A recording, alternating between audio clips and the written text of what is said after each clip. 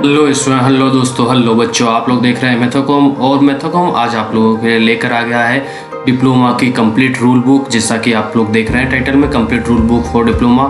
अगर आप diploma final year के स्टूडेंट हैं, डिप्लोमा पास आउट हो चुके हैं, डिप्लोमा फर्स्ट ईयर में एडमिशन ले रहे हैं, डिप्लोमा में एडमिशन लेने का सोच रहे हैं, डिप्लोमा में एडमिशन ले लिया है, तो ये वाला वीडियो आपके लिए बहुत ही इंपॉर्टेंट होने वाला है। क्योंकि आज वाले वीडियो में हम डिप्लोमा से रिलेटेड सारे रूल्स की बात करने वाले हैं। क्योंकि बच्चे काफ़ी कंफ्यूज रहते हैं। अगर आप लोगों के मन में ये क्वेश्चन उठता है कि डिप्लोमा 12th के इक्विवेलेंट है, डिप्लोमा के बाद बीएससी कर सकता हूँ मैं, डिप्लोमा के बाद डिग्री कब आती है, इसके अलावा डिप्लोमा के बाद में क्या 12th बेस के गवर्नमेंट जॉब फाइट कर सकता हूँ, क्या एग्ज़ाम रूल्स क्या है, इसमें मर्सी का रूल्स क्या है, ऑनर्स के रूल्स क्या है, एग्जामिनेशन के सारे रूल्स क्या है, एग्जामिनेशन रिलेटेड वो भी डिटेल में हम बात करने वाले हैं। डिप्लोमा का सर्टिफिकेट कब आता है, जैसे मैंने डिप्लोमा कर लिया तो डिप्लोमा सर्टिफिकेट किस तरह आएगा, अगर वो 12th के इक्विवेलेंट है तो उसके लिए क्या कोई सर्टिफिकेट बनवाना पड़ता है, अगर बनवाना पड़ता है तो कैसे बनता है, ये सारी डिटेल आज हम लोग करने वाले हैं। तो वीडियो को लास्ट तक देखिए, अपने फ्रेंड के साथ शेयर भी कर दें कि सब कुछ उन्हें भी पता चल जाए।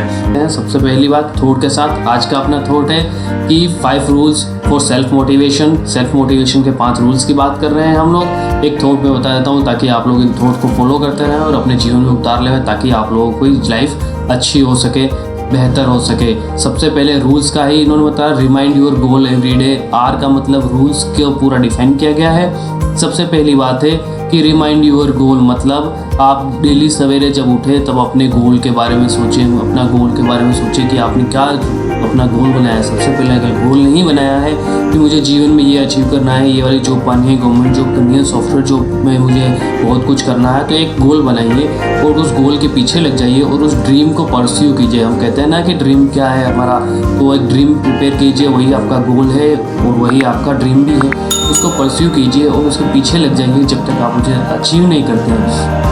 अब आप पीछे कैसे लगेंगे? पीछे लगने के लिए आप उसको डेली याद कीजिए। डेली सवेरे उठने के बाद अपने आप को रिमाइंड करिए कि मैं जीवन में सॉफ्टवेयर इंजीनियर बनना चाहता था बहुत बड़ा, तो उसके लिए मैं क्या प्रयत्न कर रहा हूँ, डेली क्या एफर्ट्स डाल रहा हूँ। फिर उसके बाद रिमाइंड करने के बाद उसका सेकंड काम है यूटिलाइज द टाइम। अब दिन भर जो आपको समय मिलता है या रात में जितना भी समय आप लोगों को दे पाते हैं अपने गोल के प्रति, तो उस समय को आप अपने गोल के प्रति लगाइए और गोल को अचीव करने की कोशिश कीजिए।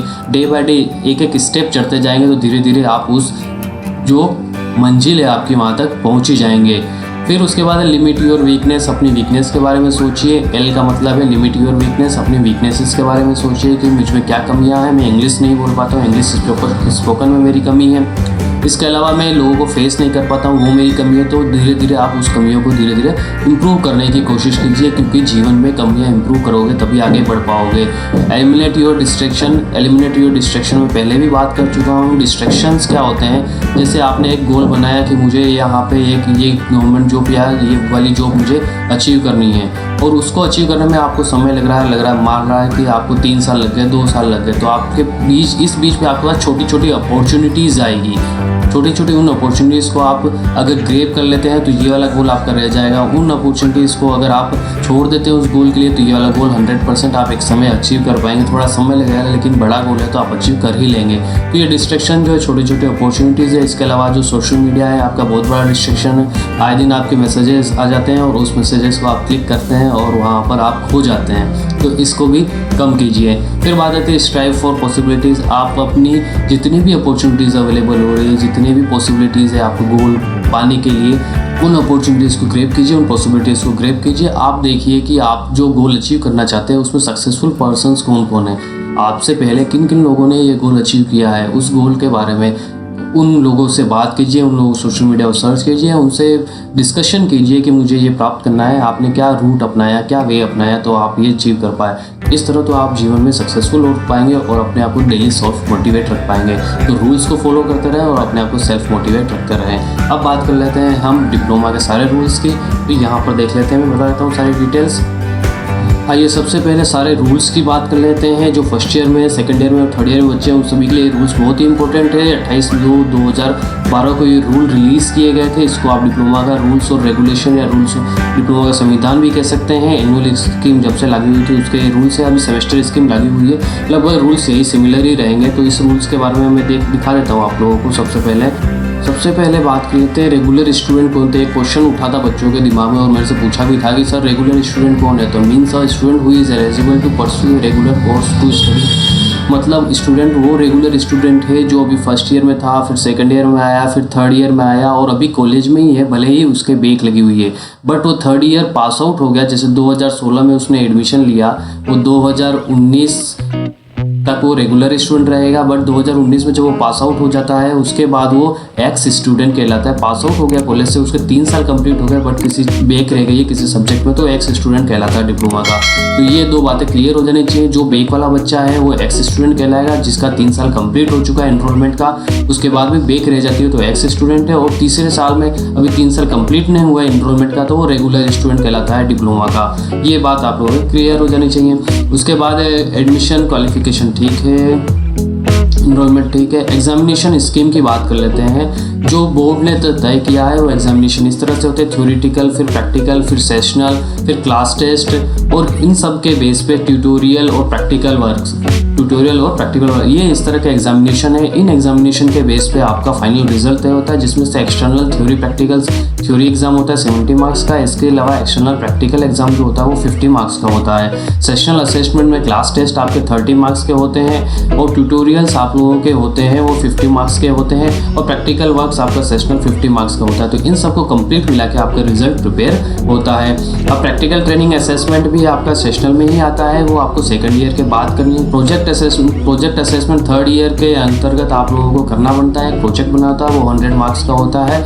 ये भी आपके असेसमेंट के अंदर जो रिजल्ट प्रिपेयर होता है उसमें बड़ा रोल प्ले करता है आपका प्रोजेक्ट के मार्क्स। और आप लोग जब इंटरव्यू देने जाते हैं तब भी प्रोजेक्ट आपको पता होना चाहिए, आपने क्या प्रोजेक्ट बनाया, प्रोजेक्ट की डिटेल्स पता होनी चाहिए। वो बहुत ही मायने रखती है जब आप जॉब के लिए इंटरव्यू देते हैं तब। एग्जामिनेशन की एलिजिबिलिटी होती है स्टूडेंट की एटलीस्ट 75% अटेंडेंस होनी चाहिए। अगर वो अटेंडेंस नहीं है तो वो एग्जामिनेशन में नहीं बैठ पाता है। इसके अलावा आपके कुछ चेक पॉइंट्स बनाए हैं। अगर 8 ईयर डिप्लोमा के उसने 8 ईयर में कंप्लीट नहीं कर पाता है डिप्लोमा एडमिशन लेने के बाद, जैसे 2012 में अगर किसी ने डिप्लोमा में एनरोलमेंट कराया है तो 2020 तक उसको अगर नहीं कंप्लीट कर पाता है तो उसका डिप्लोमा कैंसिल हो जाता है। तो ये बात बिल्कुल ध्यान रखें कि आप लोगों को टाइम लिमिट में डिप्लोमा कंप्लीट करना 8 ईयर्स का समय मिलता है आप लोगों को। इसके अलावा मिनिमम 33% मार्क्स होते हैं, पासिंग मार्क्स होते हैं, थ्योरी के प्रैक्टिकल के 45% और सेशनल के भी 45% आपके मार्क्स होते हैं पासिंग मार्क्स। उसके अलावा यहाँ पे एक बहुत इंपॉर्टेंट बात ध्यान देने वाली है, क्योंकि एक्स स्टूडेंट बच्चे जनरली ये करते हैं कि वो डिप्लोमा एग्जामिनेशन का फॉर्म नहीं भरते पास आउट होने के बाद भी। अगर आपने लगातार 2 ईयर तक डिप्लोमा एग्जामिनेशन का फॉर्म नहीं फिल किया है पास आउट होने के बाद भी, तो आप लोगों का डिप्लोमा कैंसिल हो जाएगा। तो इसीलिए ध्यान रखें, इस बात का ध्यान रखें कि स्पेशल एग्ज़ाम उन बच्चों के होते हैं जो बच्चा रेगुलर बच्चा जो भी मैंने बताया था, जो अभी रेगुलर बच्चा है और उसके फर्स्ट ईयर सेकंड ईयर में पास आउट है, फर्स्ट ईयर सेकंड ईयर में कोई भी बैक नहीं है, और केवल थर्ड ईयर में अगर बैक है उसके केवल थर्ड ईयर बैक है तो बोर्ड उसको क्या करता है, एक एग्ज़ाम प्रोवाइड करवाता है, स्पेशल एग्ज़ाम, जिससे वो अपनी बैक क्लियर कर ले। तो बैक क्लियर करने के बाद आगे फर्दर स्टडीज़ या अपनी प्रिपरेशन के लिए जा सके। तो क्लियर आपके दिमाग में क्लियर होना चाहिए, रेगुलर स्टूडेंट होना चाहिए, सेकंड ईयर फर्स्ट ईयर में बैक नहीं होनी चाहिए, केवल थर्ड ईयर में बैक होनी चाहिए। वही बच्चा स्पेशल एग्जामिनेशन में बैठ पाएगा। थर्ड ईयर पास आउट है, एक्स स्टूडेंट है, बट थर्ड ईयर में बैक है तो वो बच्चा नहीं बैठ पाएगा। रेगुलर होना चाहिए, ये बड़ी बात है। एक्स स्टूडेंट स्पेशल एग्ज़ाम में नहीं बैठ पाएंगे, उसे जब बच्चों का एग्ज़ाम होगा उसी समय उसको एग्जामिनेशन देना पड़ेगा। अब डिप्लोमा में क्या क्या आप लोगों को फाइनल एग्रीगेट मार्क्स किस तरह डिसाइड होते हैं। फाइनल एग्रीगेट मार्क्स डिसाइड करने के लिए 40% आपका फर्स्ट ईयर का ऐड होगा, 60% सेकंड ईयर का ऐड होगा और 100% थर्ड ईयर का ऐड होगा। इन तीनों को मिलाने के बाद आपका फाइनल एग्रीगेट डिसाइड होगा। अभी जो बोर्ड का रिजल्ट आया है उसमें आपके एक फाइनल परसेंटेज और ओवरऑल परसेंटेज भी दे रखा है। तो जो परसेंटेज फाइनल परसेंटेज है वो 3 साल के डिप्लोमा का एग्रीगेट परसेंटेज है, और एक परसेंटेज दे रखा है वो वाला अभी आपका थर्ड ईयर का परसेंटेज है, वो इसी तरह कैलकुलेट किया गया है फाइनल परसेंटेज। तो ये बात भी आप दिमाग में रखें। इसके अलावा बच्चों को क्वेश्चन आते हैं सर ऑनर्स कब मिलता है, तो ऑनर्स के लिए आपको डिप्लोमा में 75% अगर आपका होता है, रेगुलर स्टूडेंट है तो आपको ऑनर्स मिलता है, अदरवाइज ऑनर्स की डिग्री नहीं मिलती है। फर्स्ट डिवीजन के आप देख सकते हैं 60 to 75, इसके अलावा 45 to 60 70 सेकंड डिवीजन ने 45% से पास क्लास वाला बच्चा कहलाता है। मर्सी के लिए अगर 1 मार्क्स से आपका डिवीजन चेंज होता है तो बच्चों को मर्सी मार्क्स देकर आपका डिवीजन चेंज कर दिया जाता है। जैसे अगर 1 मार्क्स लेने से वो सेकंड डिवीजन का फर्स्ट डिवीजन में होता है तो फर्स्ट डिवीजन वो कन्वर्ट हो जाता है। इसके अलावा ग्रेस जो मिलती है आप लोगों का रिजल्ट जब भी आता है तो वहाँ पर सी दिखाई देता है, बड़ा सा सी। उस सी को बच्चे बड़ा कंफ्यूज होते हैं ये क्या है। ये क्या है कि आपको ग्रेस देकर उस सब्जेक्ट में पास कर दिया गया है। ग्रेस आपके देकर आप लोगों को कृपा करके आप लोगों को उस सब्जेक्ट में पास कर दिया है, ये ग्रेस का मतलब होता है। मेरिट बनती है तब बच्चों का सिंगल अटेम्प्ट में क्लियर होना चाहिए, रेगुलर स्टूडेंट होना चाहिए, तो वो बच्चा मेरिट की लिस्ट में आ सकता है अगर उसके परसेंटेज अच्छे हैं। तो अगर कोई बच्चा इंप्रूवमेंट चाहता है तो वो क्या करेगा, as a ex student next examination में थर्ड ईयर के पेपर दे सकता है अगर वो सेटिस्फाई नहीं है अपने मार्क्स से। But as a ex student next जब भी थर्ड ईयर का एग्जामिनेशन होगा तब उसका इंप्रूवमेंट का एग्जामिनेशन होगा। ये तो सारे रूल रहे आपके डिप्लोमा के, जो बच्चे फर्स्ट ईयर सेकेंड ईयर सभी बच्चों के लिए बहुत ही ज़्यादा इंपॉर्टेंट है। आप एक रूल्स को देख लीजिए, अपने फ्रेंड के साथ शेयर भी कर दीजिए ताकि वो भी पता कर पाए, वो भी इसकी जानकारी ले लें। अब बात करते हैं हम 12th इक्विवेलेंसी। बहुत बड़ा क्वेश्चन ये बन के आता है हर बार बच्चों से कि सर ये हमारा डिप्लोमा 12th इक्विवेलेंट है या नहीं है, और हम 12th के गवर्नमेंट जॉब के एग्ज़ाम दे पाते हैं या नहीं दे पाएंगे।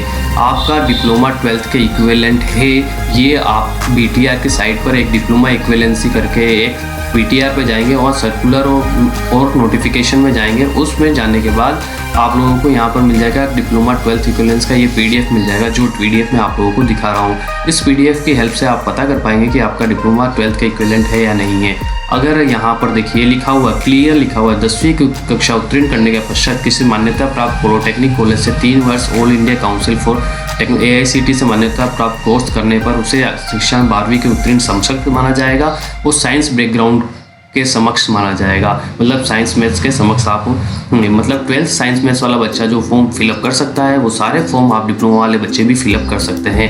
तो 12th साइंस मैथ्स वाला BSc कर सकता है तो आप भी BSc कर सकते हैं। और ये मोर और लेस उस यूनिवर्सिटी पे डिपेंड करता है जिससे आप BSc करना चाहते हैं, वो डिप्लोमा को 12th के इक्विवेलेंट मानकर आपको BSc करवाती है या नहीं करवाती है। अगर किसी वैकेंसी में आपका लिखा हुआ है 12th और इक्विवेलेंट तो वहाँ पर आप अप्लाई कर सकते हैं। आप साइंस 12th मैथमेटिक्स से इक्वल है। और ये वाला नोटिस आप अपने बोर्ड की BTR की साइट पर जाकर देख सकते हैं। ये वाला 12/10/2015 में ये चेंज किया गया था और राजस्थान सरकार का ये नोटिस है, तो आप लोग वहाँ से देख लीजिए और नोटिस की PDF अपने पास रखिए। और जो भी 12th के बेसिस पे आपके एग्जामिनेशन आ रहे हैं उन एग्जामिनेशन को फिलअप कीजिए, उसमें अच्छी रैंक लाइए। और जब भी डॉक्यूमेंट वेरिफिकेशन की बात आती है तो ये नोटिस ये PDF आप उनको शो कर सकते हैं कि हमारा डिप्लोमा 12th के इक्विवेलेंट है। और ऑल ओवर पूरे इंडिया में सारे डिप्लोमास 12th के इक्विवेलेंट हो गए हैं। जैसा कि गुजरात बोर्ड में ये रूल दे रखा है 12th इक्विवेलेंट सर्टिफिकेट प्राप्त करने का, ये सर्टिफिकेट लगाकर यहाँ इन साइट्स पर वेबसाइट्स पर जाकर आप अपना 12th इक्विवेलेंट सर्टिफिकेट प्राप्त कर सकते हैं। बट हमारे राजस्थान में ऐसा नहीं है। देख लेते हैं और कोई क्वेश्चन हमारा रह गया हो तो 12th इक्विवेलेंसी हमने डिस्कस कर लिया है। BSc कर सकते हो आप डिप्लोमा वाले, अगर वो जिस यूनिवर्सिटी से आप कर रहे हो डिप्लोमा को मानती है या नहीं मानती है ये देखना पड़ेगा हमें। डिग्री वेन विल डिग्री कम, ये वाला क्वेश्चन रह गया। हमारी डिग्री जो आएगी वो थर्ड ईयर, जैसे 2012 में आपने एडमिशन लिया है तो 3 साल कंप्लीट करने के बाद आपकी डिग्री आपके पास मिल जाएगी। अगर 2012 में आपने एडमिशन लिया है तो आपको जैसे ही 3 साल कंप्लीट होगा, 2015 में आपका 3 साल कंप्लीट हुआ, उसके 3 साल बाद मतलब 2018 में आपकी डिग्री आपके पास आ जाती है। तो इस तरह से आपको 3 साल के बाद डिग्री आपको मिल जाती है। 12th बेस के सारे गवर्नमेंट एग्जाम फाइट कर सकता है, ये बिल्कुल क्लियर सी बात है। मैं आपको और शो कर देता हूँ। ये जो नोटिस है अभी हाल ही में जो 12th बच्चों के लिए SSC CHCL का जो नोटिस आया था 2020 जॉब्स के लिए, गवर्नमेंट जॉब के लिए, उसके जब नोटिफिकेशन ऑफ एसेंशियल क्वालिफिकेशन जब चेक करते हैं तो वहाँ पर लिखा हुआ है कि 12th स्टैंडर्ड और equivalent examination from recognised board और यूनिवर्सिटी। और यहाँ पर लिखा हुआ है LDC के लिए जो आपका है कैंडिडेट मस्ट हैव 12th पास और इक्विवेलेंट। यहाँ इक्विवेलेंट का मतलब है कि 12th के इक्विवेलेंट जो भी एग्जामिनेशन है वो एग्जामिनेशन अगर किसी बच्चे ने पास किया है तो वो इसके लिए इक्विवेलेंट है। इसके अलावा यहाँ पर ये भी लिखा हुआ है कि जो भी आप डिस्टेंस लर्निंग से कोर्स करते हैं वो भी यहाँ पर मान्य है। तो हमारा डिप्लोमा तो 110% यहाँ पर मान्य है। तो डिप्लोमा वाले बच्चे जो 12th बेस का एग्जामिनेशन हो वो फिलअप कर सकते हैं। अब मुझे लगता है सारे डाउट हम लोगों ने क्लियर कर लिए हैं। इसके अलावा भी अगर कोई डाउट आप लोगों का बचता है, अगर आप मुझसे कुछ और जानना चाहते हैं तो आप मुझे कमेंट करके बताएं और उस पर भी हम वीडियो बना देंगे या मैं आपको कमेंट में रिप्लाई कर दूँगा। ये वाला वीडियो आप अपने सभी फ्रेंड के साथ शेयर कर दें ताकि वो भी सारी इन्फॉर्मेशन अपने पास पा जाए। आप लोगों ने वीडियो को लास्ट तक देखा, आप लोगों का धन्यवाद। जय हिंद।